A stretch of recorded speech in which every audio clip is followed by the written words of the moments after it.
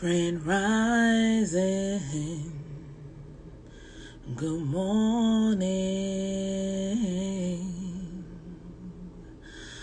We are blessed.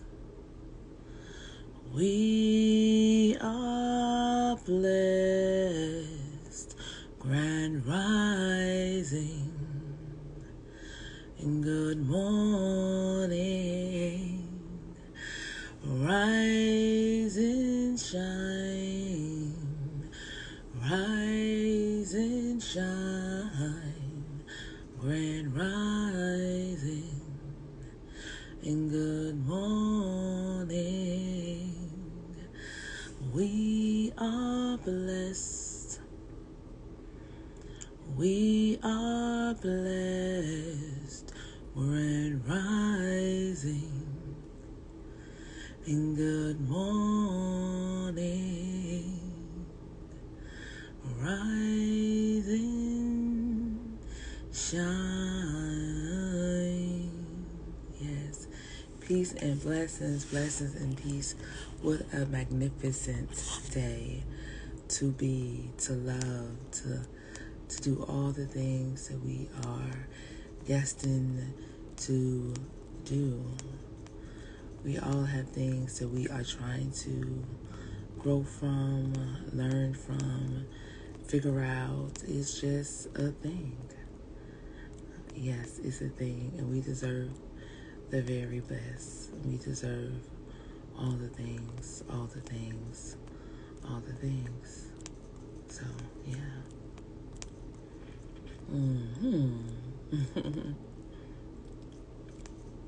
So today I wanted to kind of discuss, like, on this fabulous Friday, y'all. On this fabulous Friday, like, what is going on with how you are holding space, Grand Rising? What is going on for you to really love yourself? What does it mean, like, to do the things it takes for love to constantly be in your life? What does that mean? How does that show up for you? What does that feel like? What does that look like? Right? What is that? Because it means different things to different people. It means different things to different people. And so I was reading a part in my Awaken of the Queen Within. If you don't know me, I'm Shenika Marie. I'm your favorite healer, your favorite therapist, and sometimes your favorite auntie. I am the founder of I Am a Queen Status. So I'm a holistic therapist. I heal through sound, dance, talk therapy, scripting, art, and just plain listening, right? And hold the sacred space to you. And of course, energy healing. I'm a Reiki master and a shaman. So at the time I wrote this book, I was in transition. I had been working on myself for years, and I wanted to provide something that says I'm worthy.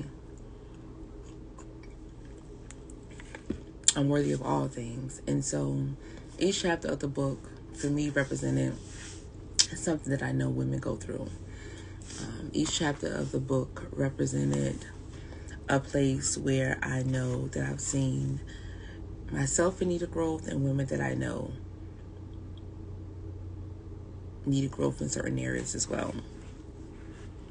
And so recently I've been reviewing Learning to Say I Love You and what I love you means, right? And so let's talk about the chapters of the book. Let's talk about that. And so first of all, it has a letter to the reader. So I'm going to imagine you're the reader. I'm going to read it to you. It says, "Welcome, Queen. Take a deep breath and get ready to be filled with the essence of beauty, light, God, and self-love. We're about to take a journey to awakening that will help you understand who you are, who you want to be, and who you are destined to be. You'll be able to tell what part of your journey you're on now and what it takes to reach your awakening." Because we're all on different journeys, right? We're all the places where we're constantly working on a particular thing. And so just the first chapter is you are queen, understanding that you are queen, understanding that that's your birthright, understanding that nobody can give you that. That's something that you're going to have to cultivate within yourself. Yes, you were born that way, but what are you doing to ignite What are you doing to sit in that? What are you doing to hold space in your life for the love that you deserve, the love that you have for yourself, and the love that you are, right? Because all of us have things that we are growing and glowing through, right? Growing our masterpieces. So what does that mean? And so we're queens. So appreciate where you are. And so right here, we're at a place where there's so many things that can be wrong. There's so many ways that we can say we need to change. We don't like how we grew up. We don't like our parents. We don't like our face. We don't like our body. There's so many different things about us that we may not like. We may not like where we are in our careers. We may not have mates that we are enjoying. I mean, it's so many different things that we can complain about. But just appreciating where you are, appreciating the fact that Most High gave you another day to celebrate and to do it over. So that means that you don't have to stick in the same place. That means you don't have to stay where you are. That means that you don't have to continue the same paradigm that you've had, like, for the past 10, 15, 30 years sometimes of your life. So what does that mean? Appreciate where you are, but not only appreciate where you are, but do something about it, right? And then the next one is, so check us out. So how do you really appreciate where you are? How do you grow? How do you shift? How do you change? Simple. Learn to say I love you. Learn to say I love you and meaning it. Meaning it. What does saying I love you look like? What does really saying I love you to yourself look like? Not just saying it. See, because this is just learn to say I love you, but learn to say I love you is actually practicing the act of love. And not just simply just holding up a mirror, even though we do have mirror work. Is actually at a point where you are learning to say that you are the epitome of love, that you deserve love, that you are love, that you're going to do what it takes to get to that aspect of love, because you know when you're not loving yourself. And so what's very interesting is that you can be in complete denial to everybody else. Oh no, I'm doing this. Oh no, I feel good about that, and all these things. But the truth be told is that you truly know when you're not honoring yourself. You know that you're not doing the things that you need to do. And so the only person you're hiding from is yourself. And so when we're talking about learning to say I love you, this is really talking about also holding that space where you are saying I love you and doing something about it, where you are saying I love you, but I am living my life of love. So that's different, right? That's different. What does that look like? And so it has different things in the message of saying I love you, and what does that look like in the space that you hold for yourself. And we're gonna go back to that one because that is actually one of my favorite parts of the book, is this chapter right here, because it sets the foundation for everything in the book. Let's see why. And so it says, find out what is important to you. So when you find out what's important to you, you find out what makes you happy. You find out what you love. You find out the things that you possibly need to remove. You find out the things that you possibly need to add. You find out what you need to do more on a consistent basis. Okay. So, chapter 5. Look at the people around you. So let's talk about that. First of all, when we find out what's important, we find out who's important. Ooh. We find out the things that make us smile. We find out the things that make us laugh. And even if we do know these things, we find out that we need to do more of those things so we can be more consistent in our behavior and more consistent with how we show up for that love for ourselves. Let's talk about it. When we're really talking about holding that space of love, talking about holding that space of peace, talking about holding that space of joy, we are really talking about what does it look like to understand and do what's important to you. Says find out what's important to you, yes, but actually doing those things that are important. Getting silent within yourself to say, okay, this feels good, this doesn't, this needs to be removed. It's really going deep with another level of understanding. It's like peeling off layers of that self-love, okay? So when we're talking about pulling off layers of that self-love and we find out what's important, then we're ready to look at people around us, because this is the tricky part, right? So who are you feeding yourself with? What kind of love are you feeding yourself? Are the people you're talking to feeding you with love? Are you feeding them? What does it look like to have love from this person? Is it conditioned or is it unconditional, right? Because all things have condition.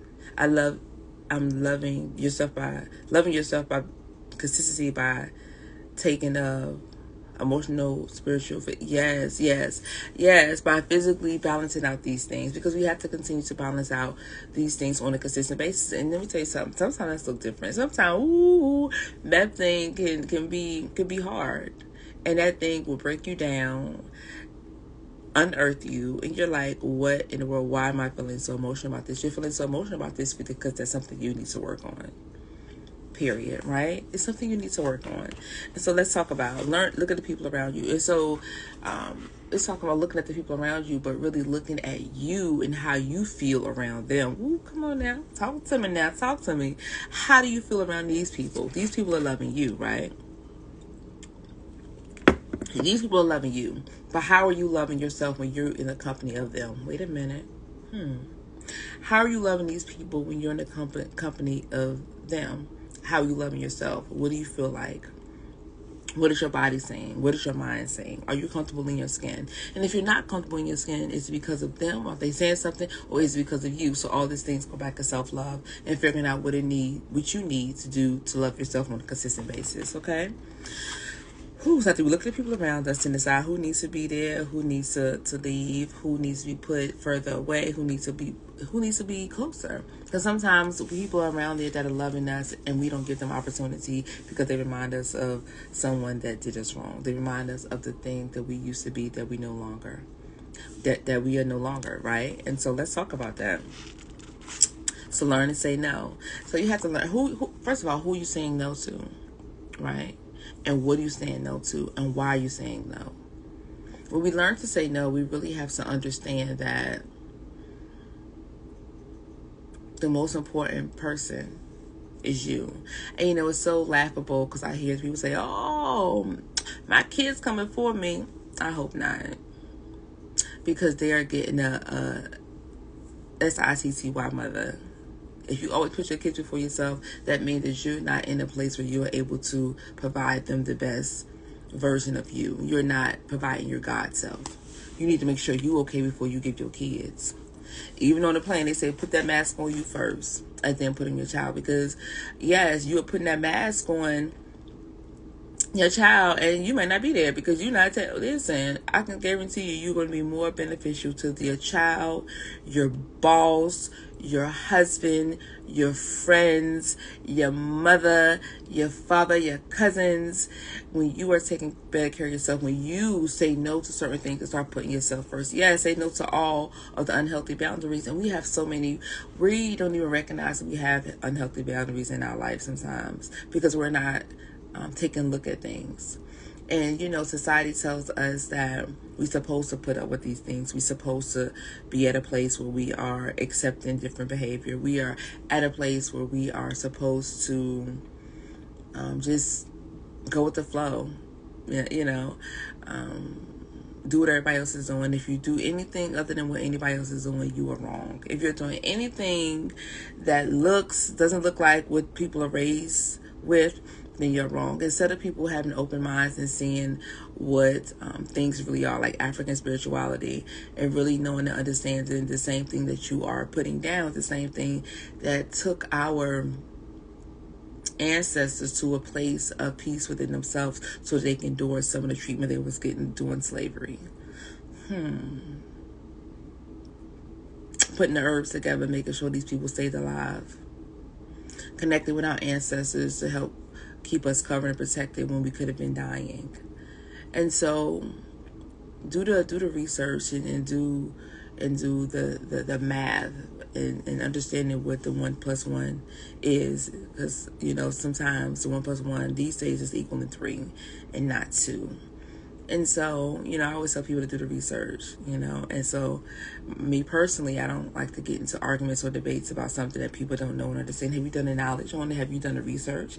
Have you really sat down and had an open mind about what you think that you don't understand? And so that's very important. Stay in enterprise. I see you. I'll be calling you later, King.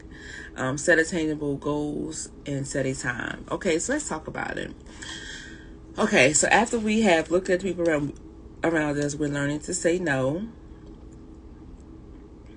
After we say no, right, and we get these people around us, and then it's time to focus on you.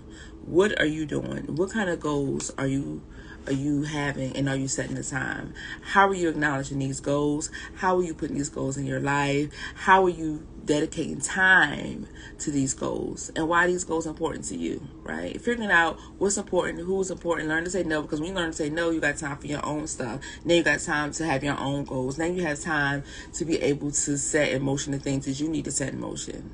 And think of yourself a time limit, right? We got this thing, we ain't trying to have this thing for 20 years. Even 5 years, right? I mean, of course, some plans include a 5-year plan. Sometimes we need to do this year, do this year, do this year. But, however, let's talk about it. Are your goals realistic? Have you done research on people that have done your thing or something similar? Have you even thought about a business plan of how that's supposed to look? Let's talk about it. We have to set it. I mean, even if your goal is to release some weight. If your goal is to save $10,000. If your goal is to get you a honeyboo, right? What does that look like? What do you need to do? Are you looking at other people that are doing similar things on a consistent basis? Number one, to keep you motivated, because boom, it can be done, right? If they're doing it, you can do it. And so that is the biggest thing. People always think that it's the other people and not them. They're the lucky ones and not them. But it's really about the consistency and going through your own mess. Because let me tell you something. Everybody has a mess.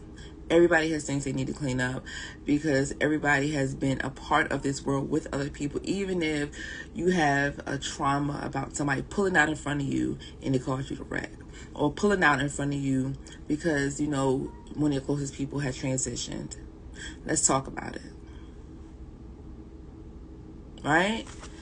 And so, there's that self-adornment phase. So how are you showing up? You want these goals. You setting the time to have these things done.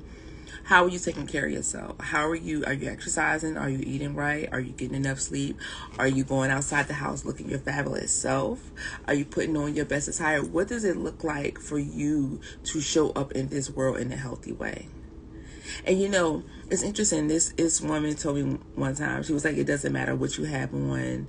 Like, and she always dressed in like khakis and t-shirts every day. Yeah.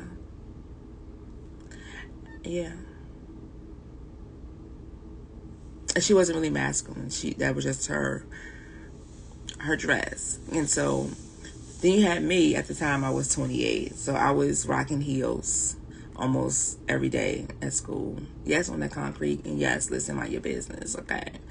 I mean, they weren't too high, but that was my regular dress. I didn't wear heels just because I started teaching. I wore heels anyway. That was just my thing. So half the time in school, about 60% of the time I have on a pair of heels, okay? And so she basically thought that was, it didn't matter what you wore. I can guarantee you, when you see somebody with some khakis and a t-shirt and you are trying to impress somebody, you're trying to present yourself to the world, when you see somebody with that suit on, with their pants creased or whatever, looking sharp, who are you gonna, y'all talk to me, who are you gonna pay attention to? What does your appearance say about you? And that's something that me and her can never agree on. She was like, it doesn't matter what you got on. Da, da, da, da. I think that she thought that was people trying to get attention, but nobody told her that it wasn't even about that. It was really about how you take care of yourself, how you present yourself, and what you want the world to see. If you want the world to see you with khakis and a t-shirt on a consistent basis, do you. Yeah, I'm not trying to. Okay, but what I will tell you, if you're trying to accomplish some things, they always say dress the part that you're trying to be, not where you are, especially if you're trying to do some things, because it helps your mindset.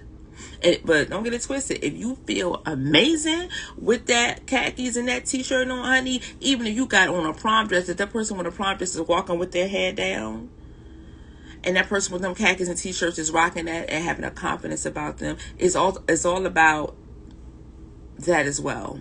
So if that's your thing, you feel comfortable in that. But I know from my personal experience that when people put on clothes, their whole energy changed. The way they walk changed. The way they speak changed. The way they hold their posture changed. Right? And sometimes even when I used to have days where I was feeling a little bit overwhelmed, those are the days I dressed my best. I thought that was cute, because it helps to alleviate some of the stress of not feeling your best because you're going to be looking your best. That makes sense. So I used to go and I used to find me something bright and fit nice and just making sure I was okay with me, because that makes a big difference. Y'all, this is a class 101. Y'all don't get it twisted. Y'all, you talking about the awakening of the queen within, honey. We talking about the chapters of this book that will get your whole life together. And I have a whole program. Okay, don't play with it. Don't play with it. And it's pretty. It's going to have you going through some things, because it's going to shake up them things that's in you that need to be shook up so that you can be the queen that you are. Right? You will no longer be awakened, baby. You will be a queen, because you're going through these things to clear things out. This is very important. Let's talk about it. So after we looking good, we done said no, we on our goals. While you doing all this, something's happening in your life. Something is moving, baby. Something is happening. And so you on chapter 9 that says celebrate your success, big or small, right? So whatever is happening in your life, I can guarantee after you are at this part and you are really, and not just reading this book, baby, but implementing these things, looking at these things and really saying, you know what? I'm all right. You know what? Even the success is you putting on your clothes and you putting maybe on some earrings, or you putting a little lip gloss because your lips are not chapped. That was something you wasn't doing before you start reading the book. Maybe you were more communicative in how you show up. Maybe you're learning to say no. And so celebrating whatever it is that you're doing. And then you start over. Maybe you read the book again. I mean, each time, think about something new. Work on something new.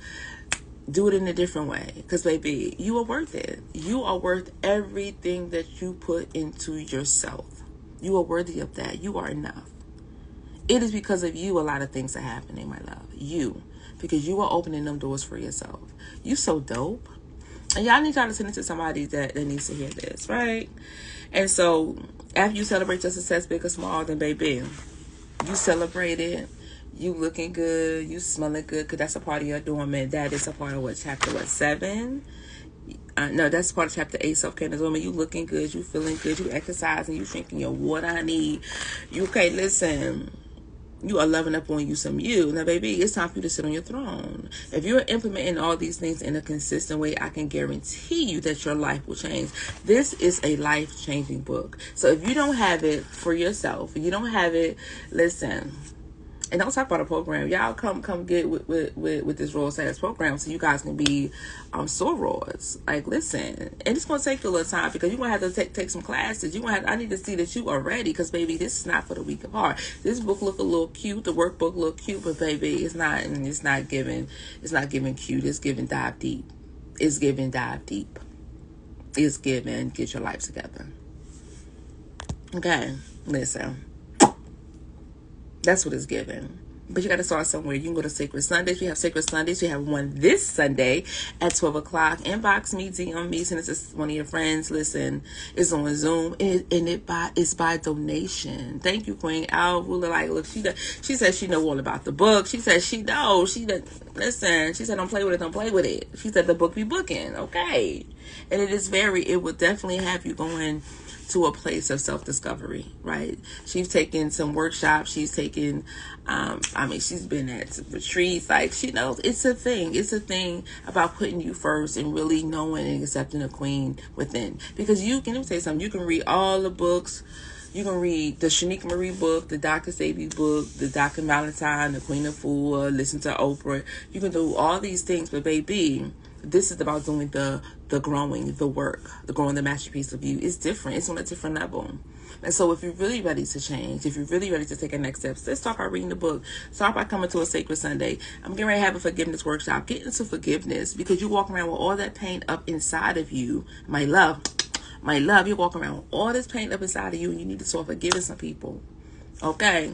Forgiving some folks in your life. But we're going to go back to chapter 3, though, because this is one of my favorite chapters. Because when you start that self-love, baby, when you notice you deserve better, when you notice you want to feel better, when you notice you are going to do the growing, you are going to do the work, you are going to be consistent. And nobody can give you that but you. You're going to have to do that work to clean yourself up. You're going to have to do that work to forgive yourself. You're going to have to do that work to look at the people in your life that needs to be shifted and changed out of it. You have to do those things. I can't do it for you. Honey, I wish I could. I wish somebody could have done it for me, because that thing be thinking. It be hard out here for the pigs in the street. It be hard, right? It be hard out here for the people in the street. It's very hard out here when you are not being consistent. And with this stuff is to provide you a community. We are a community of people, royal status in the building. We are royals that are identifying with what we are inside, that God essence of who we are, what we were born to do, what we are born with, right? That energy is already exists within us. All we have to do is cultivate that. And this book, if you are a queen, this book will help you cultivate that on so many different ways. What are you doing to cultivate the love within you? What are you doing to cultivate the spirit in your mind? What are you doing to cultivate the love on a consistent basis? How are you showing up for you? Consistency is everything. All right, I'm gonna read y'all a little something. I'm gonna give y'all a little taste. Okay. In chapter 3, talk about this self-love. When you talk about all this self-love, let us see what's in this book. Let me get a little taste. Come on, royal status in the building. It says here, okay, if you cannot speak positivity to yourself, pinpoint someone that completely supports you and start saying the things to yourself that they say to you. This is powerful. Say these things until you get it right and feel comfortable saying it to yourself. So this is a part of the work that's in the book. Then you can start adding more positive love language. When was the last time you told someone you love them? I bet that wasn't easy, was it? Right? I bet you cannot remember the last time you told yourself you love yourself. When was the last time you treated yourself with the same regard you have for other people? We have to get into the habit of feeding ourselves just like we feed others. We have to give ourselves just like we give to others. If we are not feeding our vessels with words of encouragement, words of power, words of love, can I ask you a question? Then who will? We often get caught up in the fact that someone tells us they love us on a daily basis, right? Sometimes we make sure that somebody else is telling us these things. Or we get mad when somebody's not telling us these things. But how are you looking for someone else to feed you when you need to feed yourself? We didn't think for 1 second that it may not be enough. We didn't think that, wow, they have to tell me that on a consistent basis, and if they don't, then something's wrong with me. Then I'm not doing something right. Now, don't get it twisted. If you have relationship patterns when a person is telling you that, but it shouldn't be so off-putting when they don't, and we're having a rough day. That means that you have to do work on yourself. We shouldn't have to depend on other people to feed us. We should be feeding ourselves. And anything that anybody else give us is just an additive. It's a cherry on top. But baby, you the whole enchilada. You the whole cake. You the whole pie. You are the everything. You are the table. They just bring in, some pretty decorations to set that table. But you are the table. You bring the whole table to the table. They say, what you bring to the table? I bring the table. And everything you bring is cute. Everything you bring is decoration, because I've done the growing, I've done the work on myself to be able to be here, to be able to bring that table. Y'all, come on, say I am the table. Say I am the table, period. I am the table. Say it with me. I am the table. Because see, the table is the foundation. The table is what you eat on. The table sets the meal, honey. The table, okay. Where you going with the food if you ain't got no table? Okay. Say I am the table. I am the table, because we are the table. We royals are the table, because we know how to be appropriate in our own skin. We know how to set a place where we are in alignment with Most High. We know how to go back and dig up stuff so we can really and truly love who we are, because sometimes things get in the way. The rape that we had gets in the way. That molestation we had gets in the way. Somebody telling us that we were stupid, that we were ugly, gets in the way. The fact that we didn't have proper nourishment of love growing up gets in the way, right? Nobody was around to say I love you.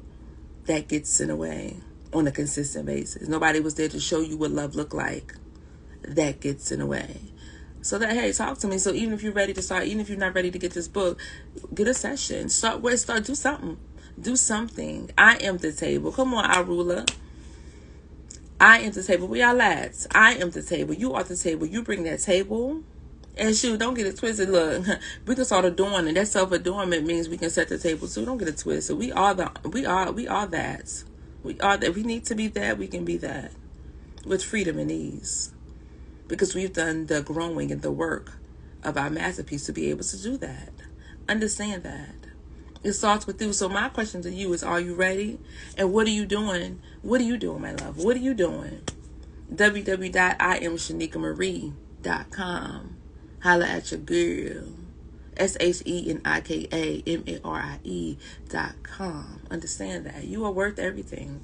You are worth it. If no one has told you they love you today, I love you. I love you. Because we're at the table. We bring the table. And everything else is cute.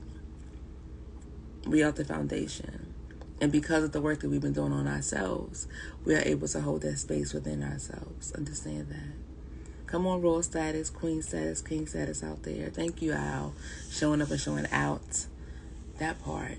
We are the table. We are the table. We are the table. I am the table. It says, I am the table. I am the table. Because that's what you bring. Hey, what you bring to the table, baby? I bring the table. Because I'm able to say that because I've done the work to say that. Understand that you are worthy of all things. So, I want you to go to have a magnificent day. And I want you to go love on yourself a little more. I want you to go and just be able to sit with the essence of the divine. Because you are the divine. And because of you, because of the light that you bring, because of the love that you bring, you're able to help people grow into who they're supposed to be. So go to the world of favor. Don't look to the left. Don't look to the right. Look forward. Because while you're paying attention on you growing, you are allowing other people to grow with this thing called love that you have for yourself. This thing called love. Hashtag this thing called love. Have a magnificent day. I love you. I love you. Peace.